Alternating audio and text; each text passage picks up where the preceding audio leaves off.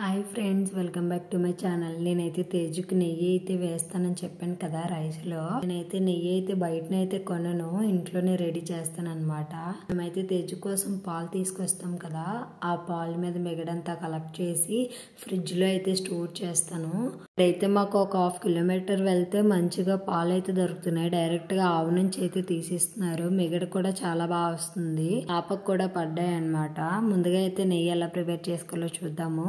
చేసుకునే ముందు ఒక 1/2 అవర్ మిగడైతే తీసి బయటని పెడితే మెత్తగా అవుతుంది. ముందుగానే ఫ్రిడ్జ్ లో వాటర్ కూడా వేసుకుంటే, కూలింగ్ వాటర్ వేస్తే వెన్న బాగా వస్తుంది అనమాట. మిక్సీ చేసేటప్పుడు కొంచెం కొంచెంగా కూలింగ్ వాటర్ వేసుకుంటూ మిక్సీ చేసుకుంటే ముద్దలా వస్తుంది అనమాట వెన్న.